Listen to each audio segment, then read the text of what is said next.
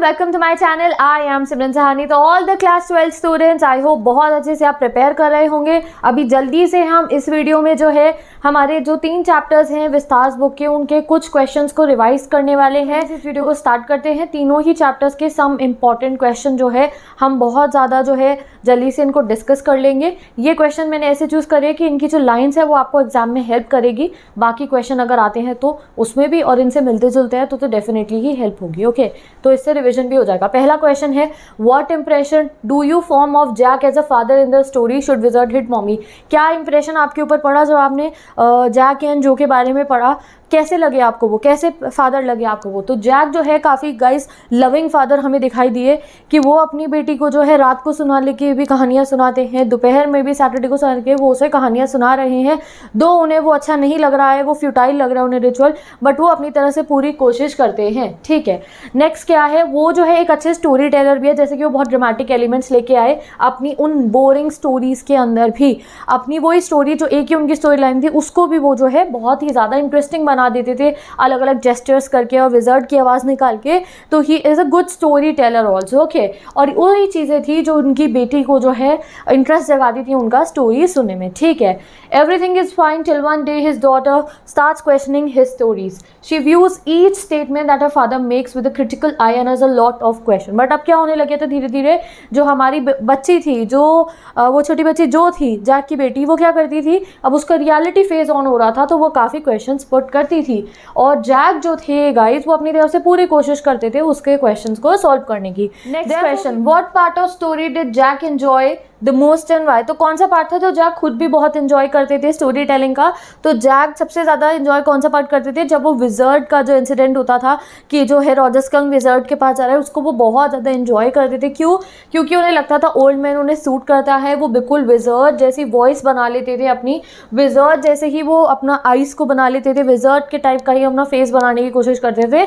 और उन्हें वो वाला पार्ट स्टोरी का बहुत अच्छा लगता था जब वो जो को जो है विजर्ड बन के जो है स्टोरी सुनाते थे। Okay, next, what is the moral issue that story raises? A very basic question yet important. क्या कि moral issue क्या है स्टोरी का? The conflict between the two generation of what is right and what is wrong. दो generations के बीच का उनका perception था। जैक को क्या लग रहा है, ओरिजिनलिटी ज़्यादा मैटर करती है, जो को लग रहा है दोस्तों का साथ में खेलना ज़्यादा मैटर करता है।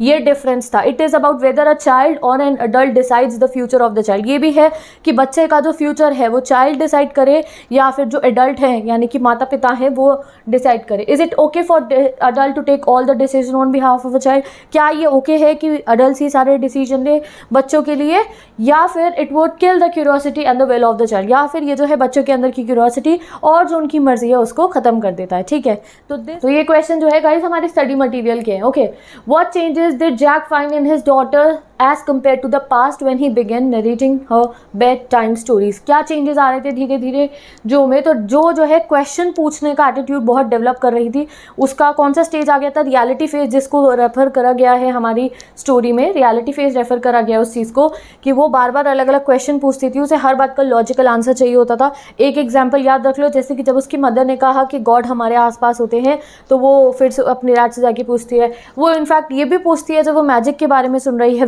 विजर्ड के द्वारा किए गए मैजिक के बारे में सुन रही है, तो अपने फादर से ये भी पूछती है कि क्या पापा मैजिक स्पेल्स रियल होते हैं या नहीं। ओके, तो वो अवेयर हो रही है, उस जो है वो रियलिटी फेजेस का ऑन हो गया है। ठीक है, next, how was the Roger Skunk story different from other stories narrated by Jack? कैसे थी बिल्कुल ये डिफरेंट स्टोरी? तो डिफरेंट इसलिए थी क्योंकि आज से पहले जो ने कभी भी किसी स्टोरी की जो एंडिंग थी उसको जो है उसने अपोज नहीं करा था, बट इस स्टोरी में जो है उसने अपने फादर को जो है बहुत ज़्यादा क्या करा, उनकी अथॉरिटी को, और उनको जो है एक तरीके से उसने कहा कि नहीं मुझे ये स्टोरी नहीं सुननी है। ठीक है, बट जैक जो थे ही wanted to prove that parents are always right, और पेरेंट्स को पता होता है कि वो अपने बच्चों के लिए सही सोच रहे हैं। बट जो है इस एंडिंग को बिल्कुल डिसअप्रूव करती है और वो जो है हमारी स्कंक की स्टोरी की एक डिफरेंट एंडिंग चाहती है। Next question, what is that draws Derry to Mr Lamb in spite of himself? ठीक है, this is also your I think so previous year question है ये, और जो हमारे स्टडी मटेरियल्स में भी है ये क्वेश्चन बहुत बार।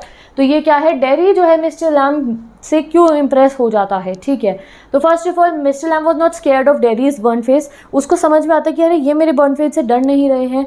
ही wanted to be in his company and talk to him. Mr Lamb उसको इंकरेज कर रही थी, अरे मुझसे बात करो बेटा, डर के जाने की जरूरत नहीं, मेरे गार्डन के गेट्स तो खुले रहते हैं, हर कोई मेरे गार्डन में आ जाता है, तुम ही दीवार कूद के आए हो और कहते क्यों डर रहे हो मेरे से, ठीक है। इस तरीके से वो उसको जो है आप एक कह सकते हो कि बिल्कुल नॉर्मल फील कराते हैं। Mr Lamb was also handicapped and alone and he spoke in friendly manner to Jerry and inspired him to think positively. तो ये सिंपल सी लाइन याद कर लीजिए एग्जाम के लिए, कहीं भी अगर आपको या डेरी के केस में नहीं लिखने को आए, क्या लिख सकते हो क्या कि मिस्टर लैम उसे बहुत फ्रेंडली मैनर में बोलते हैं और उसे इंस्पायर करते हैं पॉजिटिवली थिंक करने के लिए। और इसलिए जो है डेरी गॉट ड्रॉन, यानी कि डेरी जो है खिंचा चला गया हमारे मिस्टर लैम की तरफ। डेरी जो है इम्प्रेस हो गया हमारे मिस्टर लैम से, डेरी जो है उन पे विश्वास करने लग गया, डेरी जो है उनकी वजह से ट्रांसफॉर्म हो गया। नेक्स्ट, द एक्चुअल पेन और inconvenience caused by a physical impairment is often much less than sense of alienation felt by the person with disabilities. What is the kind of behavior the person expect from others? तो guys this is your value based question, CBSE का value based question है। इसमें कहा गया है कि जो physically impaired लोग होते हैं उन्हें ज़्यादा दर्द, अपनी डिसेबिलिटी से भी ज़्यादा दर्द किससे होता है, जैसे सामने जो सोसाइटी है, जो लोग हैं उनको देखकर रिएक्ट करते हैं। तो कैसे रिएक्ट करना चाहिए हमें, तो जो है यही चीज़ हम समझाएंगे कि सेंस ऑफ एलिनेशन जो है वो ज़्यादा हो जाती है, मोर पेनफुल होती है उस किससे, उस फिज़िकल इम्पेयरमेंट थे। ये चीज़ बिल्कुल क्लियरली प्रूव करी है इस play on the face of it ने। जैसे कि डेरी जो है इस बात का पूरा एग्जाम्पल है, उसका फेस तो एसिड की वजह से बर्न हुआ, बट वो उस एसिड के फेस की वजह से ज़्यादा, जैसा उस लोग उसके एसिड वाले फेस को देख के एटीट्यूड जैसा उनका होता है, वो उसे ज़्यादा दुख पहुँचाता है। वो बहुत हर्ट है, डीपली हर्ट है और बहुत ज़्यादा परेशान है, और उसे ये भी अच्छा नहीं लगता है कि क्यों उसकी फैमिली उसके बारे में ऐसे सोचती है, उसके फ्यूचर के बारे में। वो एक अच्छा खासा बॉय था, उसके दोनों मिसलाम क्या कहते, तुम्हारे पास दोनों हाथ है, तुम्हारे पास अपना ब्रेन है, तुम्हारे पास आंखें, तुम्हारे पास कान है, तुम दुनिया में कुछ भी कर सकते हो। बट वहीं उसकी फैमिली उसके बारे में ये सोचती है कि जब हम नहीं होंगे तो तुम्हारा क्या होगा। वो क्यों सोच रहे थे उसके बारे में ऐसा, डेरी को ये अच्छा नहीं लगता है। जो वो लेडीज़ उसकी तरफ ऐसे ही डेरी जा रहा है, दो लेडीज़ उसके बारे में क्या बोलती हैं, उसका बहुत चोट पड़ती है हमारे डेरी के दिल पे। उसे बहुत दुख कि जो है इतना दर्द उसे अपने उस एसिड वाले फेस से नहीं हो रहा था जितना दर्द उसे लोगों के रिएक्शन से हो रहा था, ठीक है। नेक्स्ट आगे मूव करते हैं। ही क्लोज हिमसेल्फ, और इसी सब रीज़न की वजह से उसने अपना आप को एक शेल में बंद कर लिया था और उसने एक नेगेटिव एटीट्यूड जो है लाइफ की तरफ उसका बन गया था, ठीक है। Next question, do you think all this will change Derry's attitude toward Mr Lamb? क्या ये सब बातों ने मिस्टर लैम की उस डेरी का एटीट्यूड चेंज करा? डेफिनेटली करा। डेरी का बहुत नेगेटिव एटीट्यूड था लाइफ के प्रति, और जो है क्योंकि उसका बर्न फेस था, जैसे लोग क्या करते थे, सब उसकी वजह से। इस वजह से उसे इन्फीरियरिटी कॉम्प्लेक्स था और वो लोगों से मिलना नहीं चाहता था, ठीक है। उसे लगा गार्डन में कोई नहीं है तो वो गार्डन में भी चला गया था। बट जब मिस्टर लैम से वो लॉन्ग कॉन्वर्सेशन करता है तो वो इन्फीरियरिटी कॉम्प्लेक्स उसका जो है वो ओवरकम कर लेता है उसको, और उसके एटीट्यूड में एक चेंज आ जाता है। Next, in what sense friendship between Mr Lamb and Derry is fruitful? Fruitful मतलब बहुत ही अच्छी रही, बहुत ही ज़्यादा एक अच्छा रिजल्ट लेकर आई। डेफिनेटली वो डेरी 14 ईयर्स का बच्चा, गई 14 साल का बच्चा, कितना छोटा बच्चा, वो क्या क्या झेल रहा था, कितना परेशान था। अगर मिस्टर लैम ना होते तो वो हमेशा जो है इन्फीरियरिटी कॉम्प्लेक्स रहता, उसमें वो लोगों से मिलने से डरता, उसमें मन में एक ऐसा मोटिवेशन ना होता कि नहीं मेरा फेस ही तो जला हुआ है तो भी क्या हुआ, फेस से क्या होता है, मेरे पास मेरा दिमाग है, मैं कुछ भी कर सकता हूँ। ये जो है वो कभी नहीं सीख पाता, ये सिर्फ और सिर्फ उसे मिस्टर लैम ने सिखाया। तो यस, डेरी और मिस्टर लैम की फ्रेंडशिप बहुत फ्रूटफुल है। मिस्टर लैम ने डेरी का एटीट्यूड जो था ज़िंदगी के लिए, लाइफ के लिए, वो चेंज कर दिया, उसे करेज दिया कि तुम जो है लाइफ के हर चैलेंज को ब्रेवली फेस करोगे। उसको एक पॉजिटिव माइंडसेट दिया, उसे इंस्पिरेशन दी कि तुम जो है अपनी लाइफ को जियो और लोगों पे ध्यान मत दो और इन्फीरियरिटी कॉम्प्लेक्स अपने में क्रिएट मत करो। Done. Next, it ate my face up, it ate me up, says Derry to Mr. Lamb. What is this reference to and how does the play bear out the later part of the statement? तो क्या है statement का मतलब? तो यहाँ पे dairy Mr Lam को बताता है कि मेरा फेस जो है डिसफिगर और हो गया है, ख़राब हो गया है एसिड की वजह से, और जो है इस सब की वजह से लोग उस पर पिटी करते, उस पर तरस दिखाते हैं, और वो सब सुन सुन के वो अंदर से भी खोखला हो गया है, खाली हो गया, इसलिए वो कहता है इट एट मी अप, ठीक है। इट ऑल्सो डिसफिगर्स हिज पर्सनैलिटी, मतलब उसको लगता है इन्होंने, इस एसिड ने मुझे भी खा लिया है।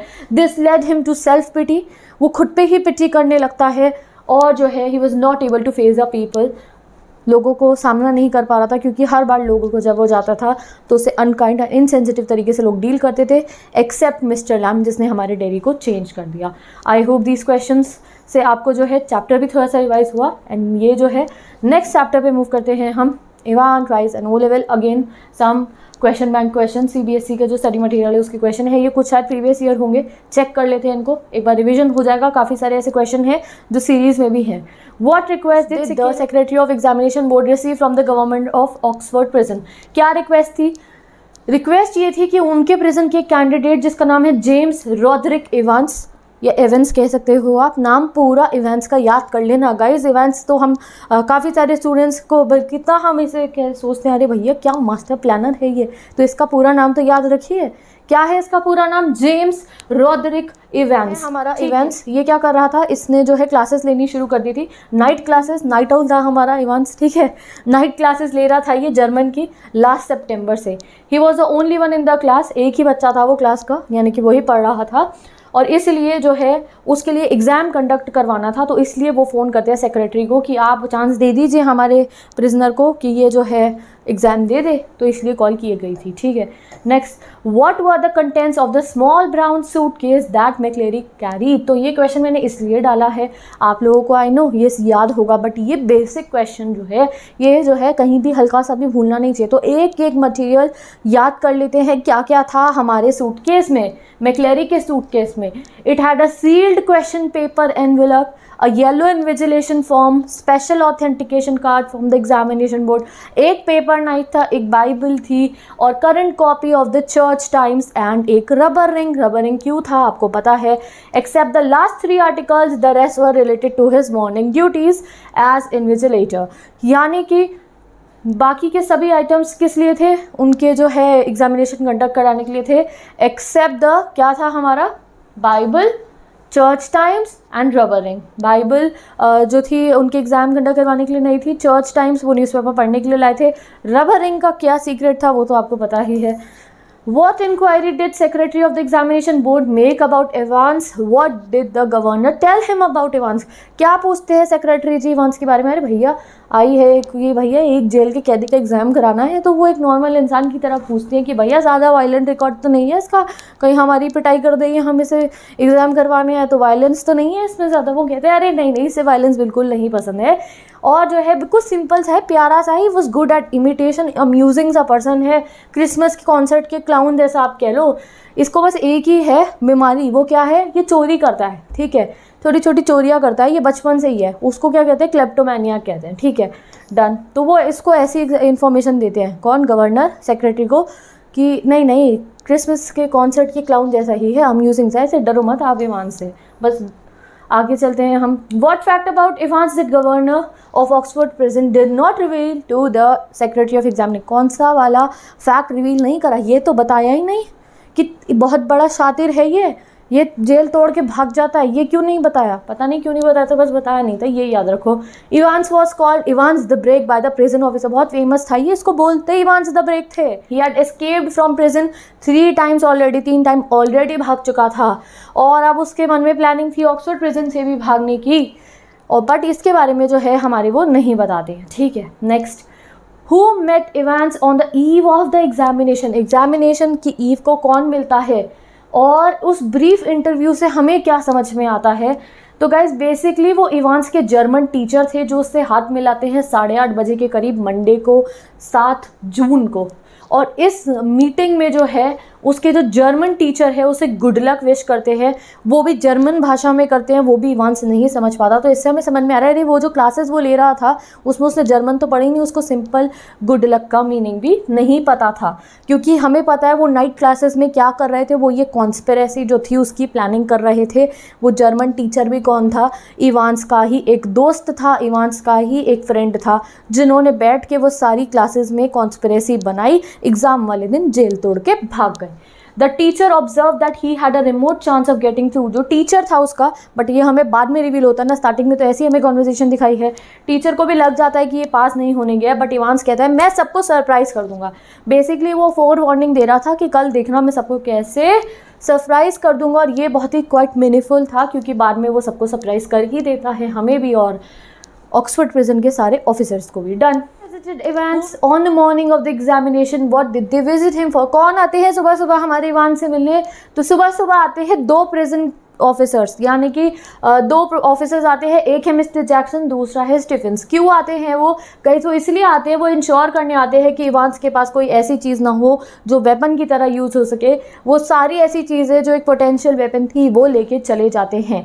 ठीक है। Describe the precautions taken by the prison officers to prevent Evans from escaping. क्या क्या प्रिकॉशन लेते हैं वो, जो कोई भी काम नहीं आते, इवांस हमारा तब भी भाग जाता है, तो बहुत सारे प्रिकॉशन लेते हैं ऑफिसर्स ऑक्सफोर्ड प्रिजन के, और उनमें से एक भी काम नहीं आता है, बट हम तो डिस्कस करेंगे क्या क्या लेते हैं वो। तो जैसे कि इवान जो है एक बहुत बड़ा जेल तोड़ के भागने वाला था, तो उसके एग्ज़ाम के कंडक्शन से पहले बहुत कुछ जो है प्रिकॉशन लिए जाते हैं, जैसे कि उसके जो रूम है उसकी चेकिंग होती है कि उसमें कोई रेजर ना हो, नेल फाइनर ना हो, सीजर्स ना हो, सब ले जाते हैं जो कुछ भी उसके पास था। ठीक है।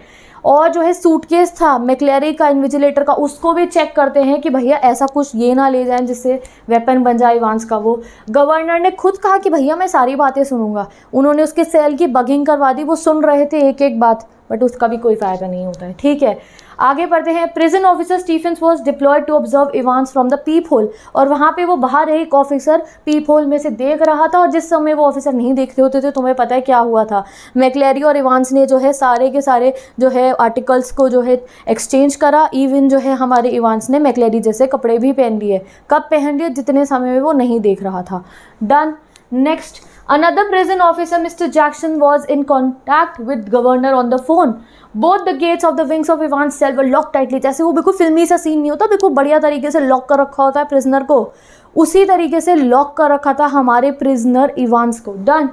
बट फिर भी जो है इवांस तो भाग जाता है, but authorities left no stone unturned in ensuring the smooth and safe conduct of exam. वो तो अपनी तरफ से पूरी कोशिश करते हैं। Next question guys, while we condemn the crime we are sympathetic to the criminal. Is this reason why prison staff often develop a soft corner for those in custody? तो देखो आपको बताना है कि क्राइम को तो जो है हम सही नहीं मानते, बट तभी भी कभी कभी जो है सिंपैथेटिक हो जाते हैं क्रिमिनल्स की तरफ, जैसे कि प्रिजन ऑफिसर्स भी हो गए थे।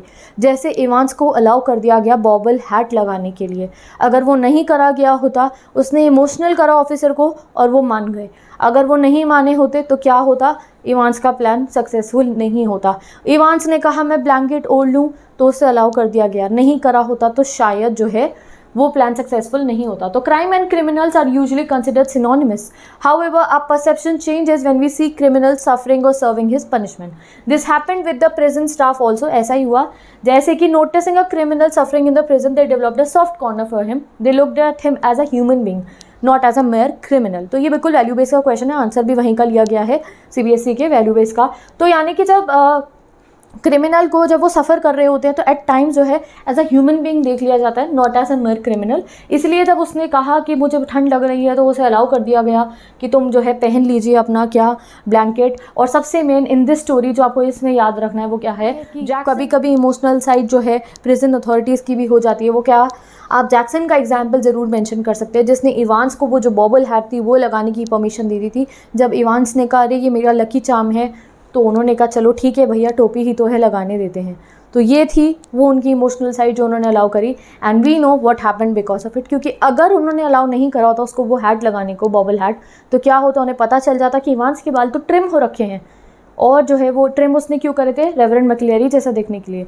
तो तभी इवांस का प्लान जो है फेल हो सकता था, बट वो जो है इमोशनल हो गए, उसने कहा मेरा लकी चार्म है ये, वो इमोशनल हो गए और इवांस का प्लान सक्सेसफुल हो गया। विद दिस विस्तास बुक के भी इंपॉर्टेंट क्वेश्चन कंप्लीट हो गए हैं।